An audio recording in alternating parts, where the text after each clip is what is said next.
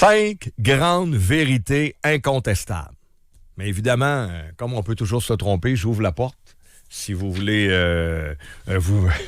si vous voulez argumenter là-dessus, 25-226, la porte est tout le temps ouverte. Numéro 1. Les actions sont plus importantes que les paroles. Il faut que les médias et les élites, il faut que moi, comme tous les autres, on comprenne ça. Le peuple a parlé. C'est le président le plus mal engueulé de l'histoire. Il y a eu des propos racistes, misogynes, sexistes. On a tous dénoncé ça. Les gens ont parlé hier et ils ont décidé que les actions étaient plus importantes que les paroles. In Springfield... Je vous avais dit au lendemain du débat. Sérieux, là, c'est facile après coup de dire « j'avais raison ». Bon, puis il y a plein de fois où je me suis trompé aussi. Mais tu t'en souviens, Phil, là? Au lendemain du débat, à Radio-Canada, il avait donné une victoire à Kamala Harris, mais un chaos, là.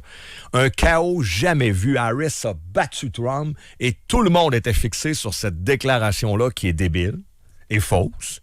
Et qu'est-ce que je vous avais dit? Y a-t-il au moins un auditeur qui s'en souvient? Je vous ai dit zéro. Ça aura zéro impact. C'est trop gros. Anyway, c'est n'importe quoi. Mais les gens vont retenir ceci. Trump va resserrer le contrôle à la frontière. C'était mieux dans le temps que Trump, Harris, Biden ont fait rentrer trop d'immigrants illégaux. L'affaire des chiens et des chats, sans sac. On a plus confiance en Trump pour la sécurité des frontières et le contrôle de l'immigration. Les gens, il n'y a personne. Je vous le dis, là, zéro. Sur les millions d'Américains qui ont voté hier, ils sont arrivés dans l'urne, puis ah ouais, l'affaire les immigrants qui mangent les chiens et les chats, là, ça fait en sorte que, ouais, je vote Harris, zéro. Les gens ont écouté ça. Les médias ont capoté. Parce que nous avons dans les médias un tribunal de la parole, une police de la pensée. On capote sur un petit mot que quelqu'un dit, puis on le cancelle, c'est funny, t'as dit ça, c'est odieux, c'est épouvantable, c'est ordurier. Je l'ai entendu hier, là, à RDI notamment, puis LCN. Heureusement que j'avais de temps en temps CNN Fox, mais le nombre de fois qu'ils ont dit « Mais ce président-là est ordurier, il parle mal, il parle pas bien, il dit des choses. » Pouvez-vous écouter le peuple 2 secondes?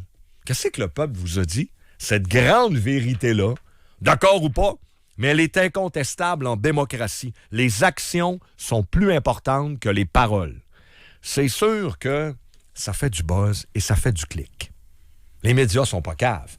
Une déclaration incendiaire et scandaleuse, tu peux faire une semaine de clics là-dessus. C'est bon en maudit. Un tel, une telle, en Europe, ici. Oh, mon Dieu! Et là, tu t'offusques. Tu es outré. Oh, il a dit ça! Elle a dit ça!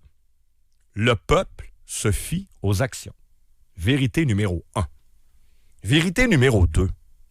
Tout ce qui monte vite redescend vite. C'est la loi de la montagne russe, ou au Québec, on pourrait dire la loi de Wilfred. Je m'appelle Jean Batailleur. Il gagne Star Academy. M'ennuie tant. On le connaissait pas. Que ça me fait peur. Et soudainement, il disparaît petit à petit. Il monte vite, tu redescends vite. Kamala Harris, y en a-tu qui se souviennent du buzz quand elle a annoncé que c'était elle? Mm-hmm. Honnêtement, c'était capoté, là. C'était unanime. Là, Trump a perdu. C'est funny. La campagne s'est terminée là. Elle n'avait pas encore dit un mot. Elle n'en a pas dit durant le reste de la campagne non plus, d'ailleurs. Elle n'a pas parlé. Mais on avait décidé que là, c'était un raz-de-marée merveilleux. Quand tu montes vite, tu descends vite. C'est le même dans à peu près tous les milieux. C'est la loi de la montagne russe. Plus tu montes haut, plus tu montes vite, bang! Elle a fait pire que Biden. Elle a fait pire que la bien évidemment. Puis elle a vraiment, hier, ils l'ont montré comme faut à CNN, qui est quand même démocrate, donc pro-Harris. Elle a sous-performé dans énormément de comtés où Biden avait fait beaucoup mieux. Et si on peut dire un matin que Trump a gagné, il faut surtout pas oublier que Harris a perdu. Mais encore là, le buzz était encore présent hier. J'ai entendu, je vais vous résumer un peu LCN et RDI, là. concernant cette défaite-là. Voici ce qu'ils en ont dit. Ah, ben là, c'est Biden. Hein? Ben oui, c'est l'héritage de Biden, évidemment. Puis comment ça se fait? Ah, peut-être que le vote n'a pas sorti. Le vote démocrate n'a pas sorti. Les femmes, où est le vote des femmes? Est-ce que finalement, le vote des femmes n'a pas eu lieu? Biden, les femmes, certains... Regarde, la propagande russe. Moi, j'ai écouté pendant 7 heures, j'ai pas entendu une seule personne dans nos médias dire « Kamala Harris n'a pas été bonne ». Ça ne veut pas dire qu'elle n'est pas bonne comme personne. Elle a des idées, un programme, c'est une diplômée d'Harvard. Écoute, on sait qu'elle est bonne. Là. C'est pas... Je rentre pas dans la rhétorique de Trump de la traiter de niaiseuse. C'est pas ce que je dis. Elle n'a pas fait une bonne campagne. Elle n'a pas été bonne. À matin, dans Steph, son invité, Guillaume Lavoie, rappelait ce moment précis de la campagne. Plus important que l'affaire des shops des chiens. L'intervieweur demande à Kamala Harris « Qu'est-ce que tu vas faire de différent de Joe Biden? » Elle répond « J'en ai aucune idée. » Elle n'est pas bonne, mais compte tenu qu'il y a eu un buzz, on n'a pas décroché de ça. Elle est montée vite, elle est descendue vite. Loi numéro 2, incontestable. Numéro 3, le portefeuille n'a pas de couleur. L'économie, c'est pas mal plus important que certains enjeux, que les lunettes woke, les woke puis leurs lunettes, là. Hier, j'ai entendu, je sais pas combien de fois, mais le vote latino, qu'en est-il du vote latino? Le vote des femmes noires, est-ce que dans tel comté, le vote des Haïtiens va faire une différence? Oui, puis les Hispaniques, attention, communauté haïtienne très importante dans ce comté. Oui, mais il y a beaucoup de Juifs et de Arabes également en Pennsylvanie. Hey! Jetez aux poubelles vos lunettes woke. D'ailleurs, je pense que la victoire de Trump pour le wokisme est vraiment... Ça, je m'en réjouis. Nul doute, là. Vous savez que j'aime pas le personnage, mais c'est une claque pour les woke. Mais jetez vos lunettes woke, là. Hier, les résultats, on les a. Il y a énormément de Noirs, de Latinos et de Portoricains et d'Haïtiens qui ont voté Trump. Malgré des paroles, malgré des affaires qu'il a dit, pas correct, dedans, l'économie a parlé. L'argent fait le bonheur. L'argent fait le bonheur. L'argent. C'est intéressant, on peut appeler ça la loi Walmart. Il y a des gens qui ont fait des vox pop aux États-Unis dans des Walmart. Ça vaut ce que ça vaut, des vox pop, mais tu voyais plein de gens. Puis moi, ça, tu sais quoi qui m'a fasciné? C'est des gens qui regardaient les prix chez Walmart, puis ils faisaient comme sacrement que c'est cher. Évidemment, ils le disaient en anglais. Là. Ça n'a pas de maudit bon sens. Puis là-dedans, il y avait énormément de Noirs puis de Latinos. Là. Puis ils disaient qu'elle allait voter Trump. Ouais, mais là, Trump, avez-vous entendu ses propos odieux, orduriers sur l'immigration? Je m'en sac. Il y a des Noirs qui disaient, regarde, ça fait 40 ans qu'on vote démocrate. Parce que oui, il y a plus de votes démocrates chez les Afro-Américains. Puis regarde, notre situation, elle s'est pas améliorée. Fait qu'en ouais, Trump, l'économie, l'argent n'a pas d'odeur, le portefeuille n'a pas de couleur, mais nos grands analystes médias, hier, tout ce que j'ai dit là, c'est pas de la caricature, là. Du vote haïtien, juif, arabes, portoricains, latinos, femmes noires, ils ont leurs lunettes woke, puis tout ce qu'ils voient, c'est ça, le genre, la couleur, le hey! On est d'abord et avant tout des contribuables et des consommateurs et des citoyens. C'est ça, être pas raciste. Moi, je suis pas raciste. Les gens, hier, ils ont voté en fonction de leur portefeuille. Mais c'est intéressant, tu parles du portefeuille, mais moi aussi, là-dedans, je vois des aspects religieux, énormément. Les Hispaniques sont très, très, très religieux. C'est un discours qu'on retrouve aussi chez Donald Trump sur certains aspects. On aura l'occasion peut-être d'en parler tantôt. Sur l'avortement, des affaires comme ça, il y a d'autres questions où ils sont très à droite religieusement. C'est de la droite religieuse. Puis peut-être que c'est la même chose avec certaines communautés noires qui sont originaires de l'Afrique ou peut-être haïtiennes. Mais je pense qu'eux autres se sentent plus interpellé aussi par l'aspect plus religieux du Parti républicain. Je pourrais modifier ma loi incontestable numéro 3, le portefeuille et les valeurs économiques, et certaines valeurs aussi n'ont pas de couleur, tu as raison. Chez les Latinos, il y a beaucoup de catholiques. Énormément. De Cubains et tout ça. Ça a été dit hier, c'est pas moi qui dis ça. Pratiquant, là. Ces gens-là, oui. Alors peut-être que certaines valeurs, que ça soit économique ou spirituel, ça va au-delà des communautés ethniques, mais les woke sont incapables de voir par-dessus ça.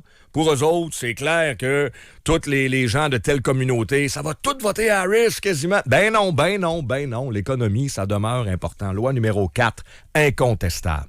Ça là me fait peur parce que je travaille pour un média traditionnel. Elon Musk est le plus fort. X, Twitter, c'est plus fort que CNN. Au cas où vous ne le savez pas, les démocrates avaient beaucoup plus d'argent que le parti de Donald Trump. Beaucoup Tu savais ça? Oui, beaucoup plus. Beaucoup plus. Ils ont dépensé plus pour Kamala Harris et il y avait une machine sur le terrain bien meilleure que les républicains. Mais Donald Trump avait Elon Musk. Si vous ne le savez pas, là, le propriétaire de X était en campagne pour Donald Trump. Et les médias numériques, donc alternatifs, tout ça, ont été plus forts que les médias traditionnels. C'est la loi numéro 4, qui a également un 4.A. Là. C'est pas parce que tu sais chanter que tu vas nous dire pour qui voter. Ça, c'est la loi Taylor Swift. It's me. Hi, I'm the problem. It's me. It's tea time. Everybody. Elle chante bien. On l'aime. Les Swifties, ça pogne. Taylor Swift est au sommet du monde artistique aux États-Unis. Tant mieux pour elle. Mais quand vient le temps de nous dire pour qui voter, les gens font comme « Hey, Taylor, chante. Chante, danse, entertain, on t'adore. Mais on va voter pour qui on veut. C'est-tu correct? » Même affaire ici au Québec. Ça aussi, il faut qu'on le comprenne. Là. C'est pas parce que tu chantes bien que ton opinion est meilleure que le plombier d'à côté. Voyons. Depuis quand il faut mettre sur un piédestal politiquement parlant des artistes parce qu'ils ont le micro et la caméra d'en face? Ça, c'est une défaite. Bruce Springsteen, nommez-les Jennifer Lopez.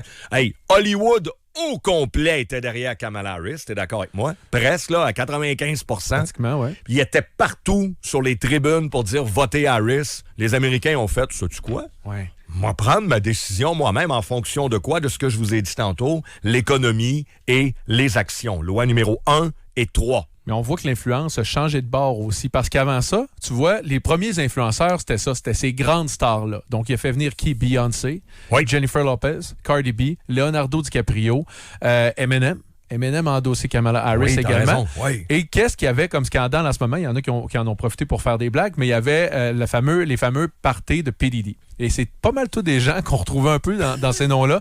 Oui. Je pense que ça a peut-être mis. Mais il y a aussi une autre chose. C'est que Donald Trump, à défaut d'avoir des grandes vedettes comme ça qui endossaient sa candidature, il s'est tourné vers des influenceurs qui rejoignent incroyablement, un nombre incroyable d'Américains. Okay? Premièrement, Joe Rogan. Il y a eu les Nelk Boys. Il est allé voir un des frères Paul, je pense Logan, le plus vieux. Ça a été comme ça sa manière d'aller les rejoindre. Lui, il est allé voir Theo Von, un autre TikToker, YouTuber super influent aux États-Unis. Puis des gens qui se prennent pas trop au sérieux. Puis c'était sa manière de parler avec les jeunes, surtout des jeunes hommes, on s'entend. Puis ça a valu n'importe quelle plus grande vedette qui allait dans des rassemblements de Kamala Harris. Puis Cardi B, on l'a vu, le téléprompteur marchait pas, puis elle savait pas quoi dire. Elle était pas bonne. Donc tu vois, c'était tout scripté, puis les gens s'en rendent compte. Ça. Puis c'est tous des millionnaires aussi. Je te donne ça à 100%, mais tu es d'accord avec moi qu'en bout de ligne, quand tu rentres dans le bureau, tu te demandes pas, ouais, là, c'est-tu Joe Rogan qui a raison ou Taylor Swift? Je suis plus d'accord avec Elon Musk ou avec Eminem? Ben non. Les gens font comme, hey, je suis allé au Walmart la semaine passée, sacrement que c'est rendu cher. Dans le temps de Trump, c'était mieux. Puis il y a des immigrants illégaux qui rentrent partout. Ça a un impact sur la vie sociale, sur l'économie. Tiens, Ouais. Donald Trump, that's it. Mais si- La loi numéro 4, je l'ai pas mis 4 pour rien. Là. La loi 1 et 3 est plus forte, Phil. Non? Ben, je disais juste que s'il dit à CNN, tu ne rejoindras pas un flot de 14 ans qui écoute tel influenceur. C'est qui rejoint les gens. Médiatiquement parlant, je suis d'accord que Trump a été, avec les médias alternatifs et Elon Musk, en bout de ligne mieux appuyé. Mais la loi 4, il est quand même après 1, 2, puis 3. J'en ai une dernière. Loi numéro 5. Il n'y a pas de sujet tabou dans la population. Vous pouvez, en tant que grand gardien de la bienveillance, des valeurs, tout ça, dire aux gens, l'avortement, on n'en parle pas. Les trans, on n'en parle pas. Dans le public, ils en parlent. Et les gens ont des opinions qui souvent font pas l'affaire de certaines élites, mais ils vont quand même en parler. Hier, ça a été dit par plusieurs experts. Tout ce que je vous dis là, mes 5 lois, je les invente pas. Apparemment que, tu sais, aux États-Unis, là, je sais qu'au Canada, on partage pas les mêmes valeurs. Tu as parlé de religion tantôt. Mais l'avortement, c'est un sujet qui est très discuté aux États-Unis. Au Québec, on ne peut pas. C'est un sujet complètement tabou. Peut-être qu'un jour, quelqu'un va décider d'en parler ou pas. Qu'importe, c'est pas que je souhaite ça nécessairement, mais même si on le rend tabou parce qu'on l'interdit pour différentes raisons, apparemment qu'aux États-Unis, Trump aurait marqué beaucoup de points avec des trucs comme ce que les Albertains viennent de faire. Ils ont voté une loi là, en disant que dans les sports, ben les hommes et les femmes vont continuer à être séparés biologiquement dans le sport. Des trucs comme ça que dans les médias, c'est comme ferme ta gueule, parle-en pas. En bout de ligne, tu peux pas empêcher les gens d'avoir des opinions là-dessus. Je l'ai quand même mis 5, là. C'est la loi numéro 1, 2, 3, l'économie, tout ça est plein importante, mais je pense que ça a pu avoir joué, selon certains. Qu'est-ce que vous en pensez? 25, 2, 2, 6, c'est mes 5 grandes vérités incontestables que moi j'ai constatées suite à l'élection de Donald Trump. On en reparle au retour. Bouchard en parle avec Sylvain Bouchard et Philippe Couture en semaine 10h au 93. La radio qui fait parler.